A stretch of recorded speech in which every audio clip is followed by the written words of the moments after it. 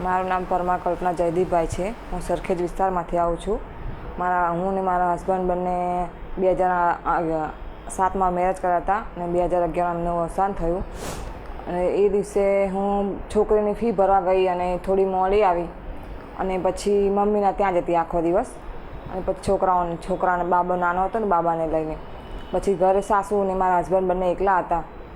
પછી સાંજે 5 વાગે હું ઘરે ગઈને બહાર જોયું તો દરવાજા બંધ હતા. ખખડાયું ઘણું બધું પણ ખોલ્યું નહીં. પછી 2-3 કલાક અમે ત્યાં બેસી રહ્યા.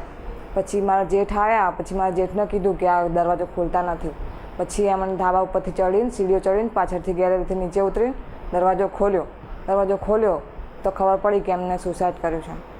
સુસાઇડ કર્યું ત્યારે તો મને એમ થઈ ગયું કે હું મારા છોકરાઓને મને તો એમને એવું સુસાઇડ કર્યું ત્યારે તો મને મારા છોકરાઓ જ દેખાતા હતા ખાલી, બીજું કોઈ જ નહીં. એમ થઈ ગયું કે હવે મારા છોકરાઓનું શું થશે. એમને તો એમનો રસ્તો કાઢી લીધો પણ હવે મારે ક્યાં જવું છોકરાઓને લઈને, મારા છોકરાઓનું શું થશે. નમસ્તે બહેનો, કેમ છો? હું સરખેજ વિસ્તારમાંથી આવું છું. મારું નામ પરમાર કલ્પના જયદીપભાઈ છે. મને પહેલાં કશું જ નહોતું આવડતું પણ લાઈફ સંસ્થાની બહેનો અમારે ત્યાં આવી અને એમણે સમજાવ્યું કે અમારે ત્યાં આવા ક્લાસીસ ચાલે છે. પછી મેં ત્યાં નામ લખાવ્યું, જોઈન થઈ અને પછી મેં ક્લાસીસ કમ્પ્લીટ કર્યું અને અમે ત્યાંથી ફ્રીમાં બધું મટીરિયલ મળ્યું, ચેર બી મળી, બધું જ મળ્યું. અને અત્યારે હું પોતાનું પાર્લર ચલાવી શકું છું અને દર મહિને 5 થી 6 હજાર કમાઈ લઉં છું. અને લગ્નનો ઓર્ડર આવે ત્યારે 10-15 હજાર કમાઈ લઉં છું.